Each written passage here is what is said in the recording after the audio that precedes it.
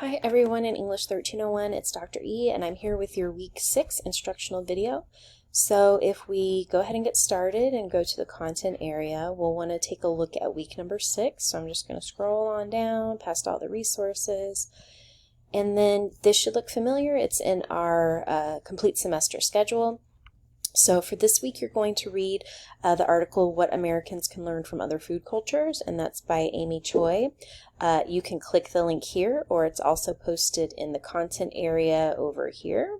Okay, and then you're going to read Chapter 8 from our course text, Distinguishing Facts from Misinformation. So what we're trying to do now is we'll read about writing and college expectations, but then we're adding some topics in there so that we can take what we learn, take what we read about, and then put it into our own writing with a topic that a lot of us can connect with, which is food. Okay, so everything's available on Monday. You're going to watch the weekly instructional video, which you're doing right now.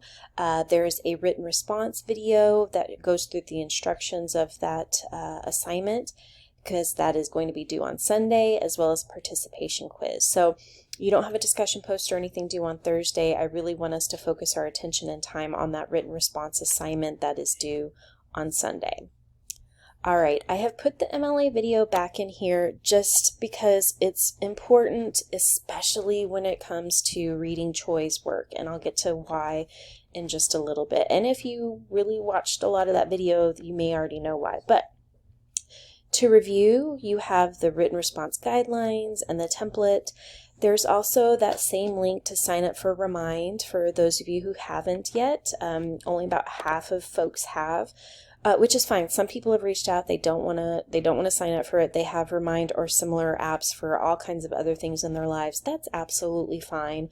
But for those of you who may be a little bit forgetful, or you just want to be in the know about this course as much as possible, then go ahead and sign up for Remind. I also have a link here to Zoom. If you open this section, it will show all the details, because Dr. K and I will be sitting for a Zoom meeting at 7 p.m. okay, on Wednesday. Okay, so if you take a look, if I go back to that information, will also include the link. It will have the time. It will have all if you've had Zoom meetings before, this looks familiar. But I will also email this information to you via D2L, and then maybe send a little Remind update if you want to meet with us. This is not a requirement.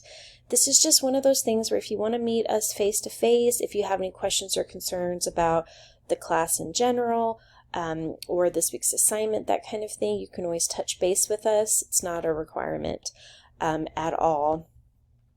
Okay, so I'm going to go back to week 6. So that is at 7 p.m. Central on Wednesday with Dr. K and with me. And then we'll get to our written response 2. Remember the first one we wrote about our writing history, which is wonderful. I'm updating those grades. I'm having more than a single issue with Turnitin, which is always the case, but we're working through it. Thanks for your patience. So if we look at written response 2, I will admit there are a lot of instructions here, more than I typically like to give, but I want to be thorough. Some of you are much more adept at assignments when you can read through and you have very specific details in the instructions, and some of you, you're just going to watch like this video, and that's all you need. So do whatever works for you. Okay, this is going to be related to Amy Choi's article, and I put the link for the MLA video here, as well as the examples that are included in this document, which I actually go over in the video. Oh goodness, sorry.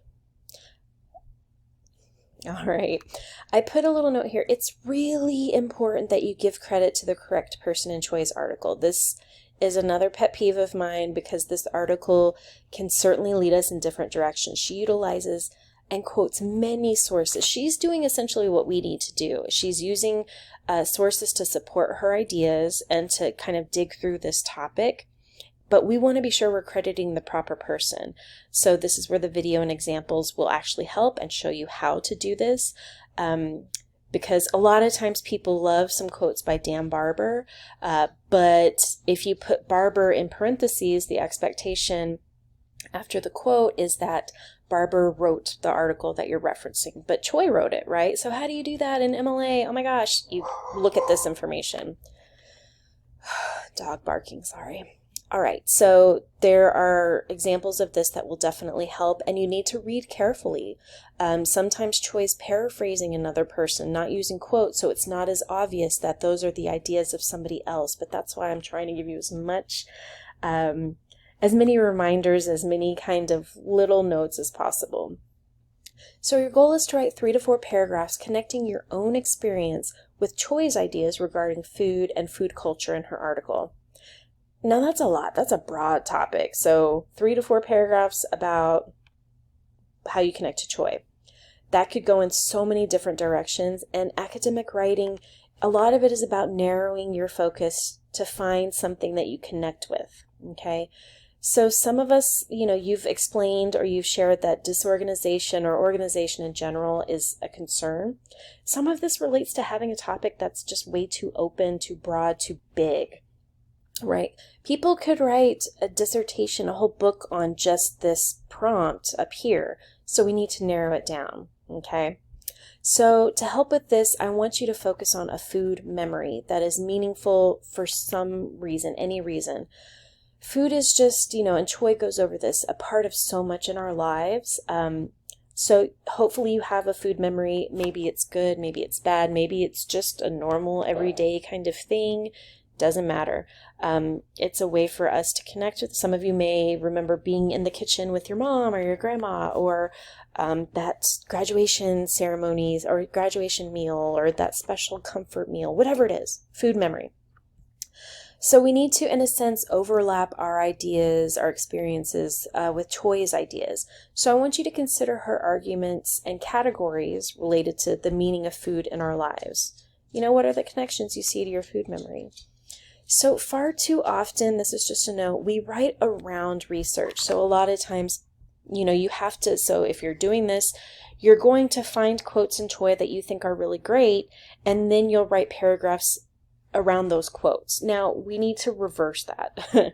We need to have our ideas and then only use particular quotes to support those ideas. A majority of academic writing is using research just to support your own ideas. So I want you to really think about identifying your food memory, maybe get some ideas down, just jot them down, then read Choi's work.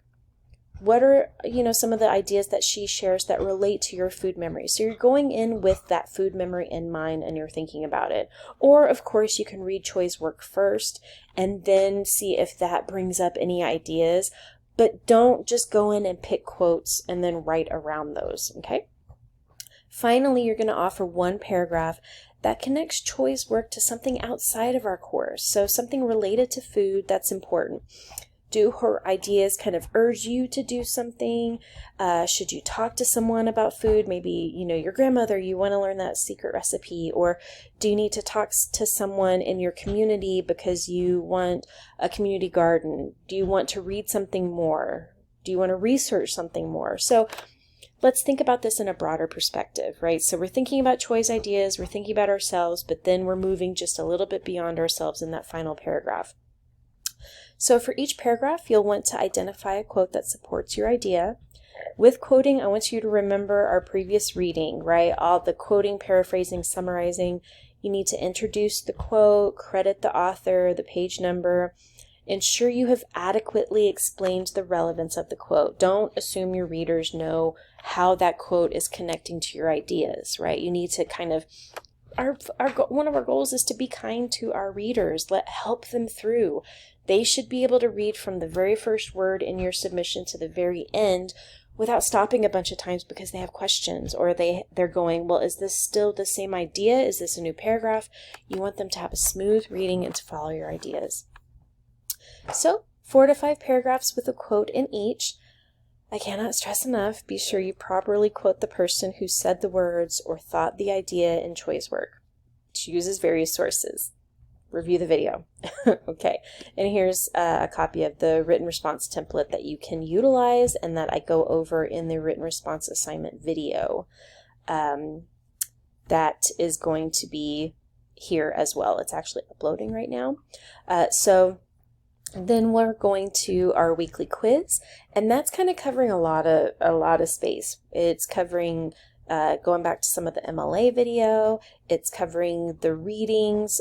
So just make sure that that should be your last task, right? That should be after you've kind of familiarized yourself with all the information that's necessary, and then you go back and complete that quiz.